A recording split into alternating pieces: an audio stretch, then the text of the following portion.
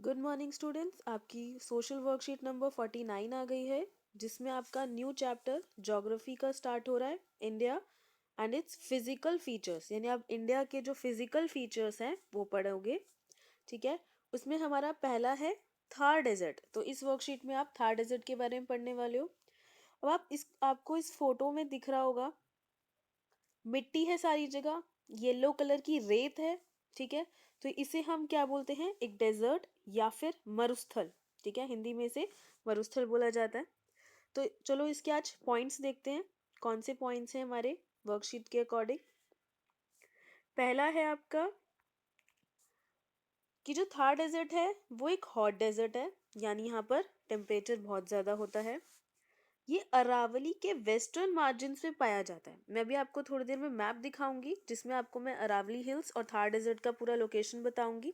ठीक है, तो अरावली हिल्स में के वेस्टर्न साइड पे आपको ये थार डेजर्ट देखने को मिलेगा, और वो कौन सी स्टेट में है? राजस्थान में। ठीक है, अब यहाँ पर क्या है, ये जो है सैंडी प्लेन एरियाज हैं जो कि सैंड ड्यून से कवर्ड है। यहाँ पर जो रेनफॉल होती है वो 150 mm से भी कम होती है पूरे साल में। यहाँ का जो टेम्परेचर है ये आपको दिख जाएगा, एरिड क्लाइमेट है यानी गर्म है। यहाँ पर कोई भी नेचुरल वेजिटेशन यानी बहुत कम नेचुरल वेजिटेशन पाई जाती है।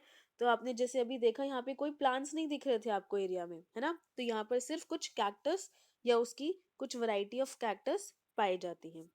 अब जैसे मैंने आपको हिंदी में भी इसको बताया, इसको मरुस्थल कहा जाता है इसके करेक्टरिस्टिक्स की वजह से। तो ये जो थार डेजर्ट है, यहाँ पर जो पॉपुलेशन है वो हाईएस्ट है वर्ल्ड में, यानी दुनिया में यही एक ऐसा डेजर्ट है जहाँ पर जो पॉपुलेशन है वो बहुत ज़्यादा है। अब कुछ फीचर्स और देखते हैं।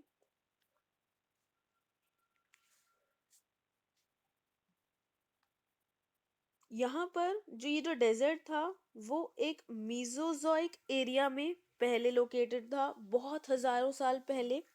यानी ये जो सारा एरिया था वो सी के अंडर था। ठीक है, अब ये हमें कैसे पता चला कि ये सी के अंडर था? क्योंकि यहाँ पर मेरीन सेडिमेंट्स पाए जाते हैं इस एरिया में, जैसलमेर के पास, और अकल वुड फॉसिल पार्क पाया जाता है। आपको सिर्फ ये समझना है कि 180 मिलियन ईयर्स पहले यहाँ पर एक सी था जिसमें बहुत सारे मैरीन एनिमल्स होंगे। ठीक है, फिश होंगी और बहुत सारे सी वाले एनिमल्स होंगे। उनके आज हमें फॉसिल्स मिलते हैं। फॉसिल्स क्या होते हैं बेटा? जब कोई भी एनिमल मर जाता है तो उसकी जो स्केलेटन है वो मिट्टी के अंदर दबता जाता है, और उसके ऊपर जब मिट्टी की लेयर्स आती जाती हैं तो वो एक फॉसिल बन जाता है, यानी एक दबा हुआ अवशेष रह जाता है। ठीक है, उसको हम फॉसिल बोलते हैं। तो इन फॉसिल से हमें पता चला कि यहाँ पर बहुत सालों पहले क्या था? सी था यहाँ पर। अब इसका एक और क्या है, यहाँ का जो रॉक स्ट्रक्चर है वो बहुत ज़्यादा रॉकी है, और वो किसकी वजह से है? पेनिनसुलर प्लेटू की वजह से। ठीक है, आप आगे पढ़ोगे पेनिनसुलर प्लेटू, तो वो जो उसका एक्सटेंशन है, उसका जो एज है पेनिनसुलर प्लेटू का, वो इस थार डेजर्ट से टच करता है। और इसके ऊपर का जो एरिया, नीचे का रॉकी एरिया तो आपका पेनिनसुलर की वजह से, और जो ऊपर का एरिया है आपका, सरफेस के जो फीचर्स हैं वो किसकी वजह से? ड्राई कंडीशंस, विंड एक्शन और फिजिकल इरोजन। अब जब पत्थर इरोड हो जाता है अलग अलग विंड एक्शन या फिर वाटर एक्शन की वजह से, तो उसमें इरोजन होता है, और इरोजन होने से क्या हो जाता है? वो रेत में कन्वर्ट हो जाता है। तो इसलिए यहाँ पर सारी रेत पाई जाती है। इसी तरह मशरूम रॉक, सैंड ड्यून्स, बर्चन, जुगैन, ये डेजर्ट के लैंडस्केप्स हैं। अब आप समझ लो कि बर्चन इंपॉर्टेंट है आपके लिए।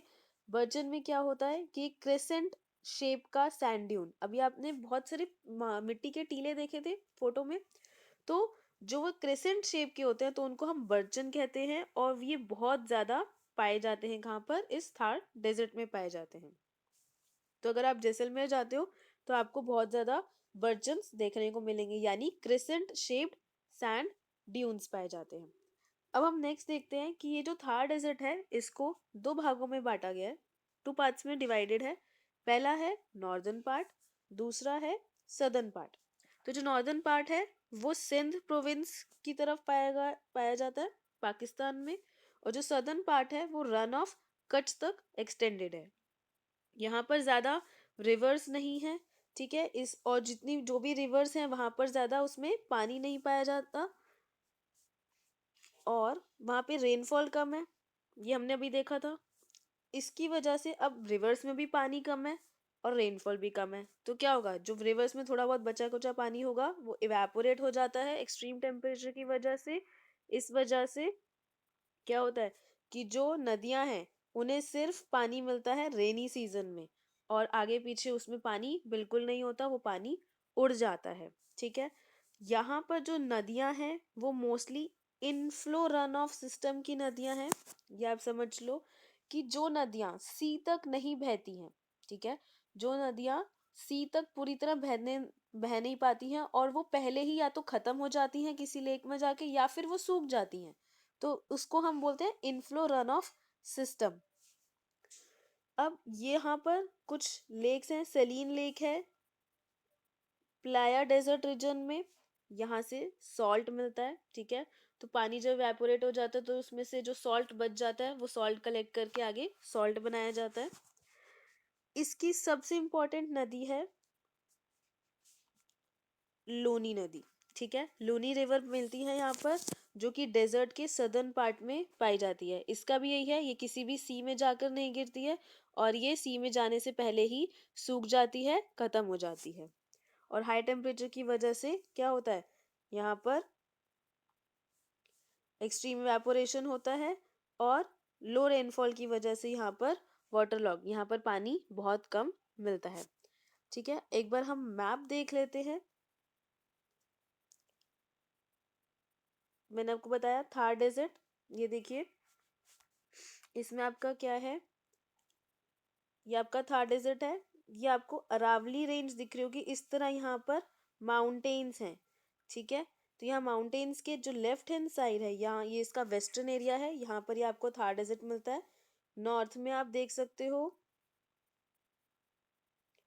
कि यहाँ पर पाकिस्तान है, ऊपर आपका पंजाब की तरफ आपको यहाँ पे अदर स्टेट्स मिल जाएंगी, तो ये इसका नॉर्दर्न पार्ट है, और इसका जो सदर्न पार्ट है वो रन ऑफ कच्छ के अराउंड है, ठीक है, तो ये अरावली रेंज के वेस्ट साइड पर है, इसका नॉर्दर्न पोर्शन पाकिस्तान और पंजाब की तरफ है, और जो इसका सदर्न पोर्शन है वो रन ऑफ कच्छ की तरफ है।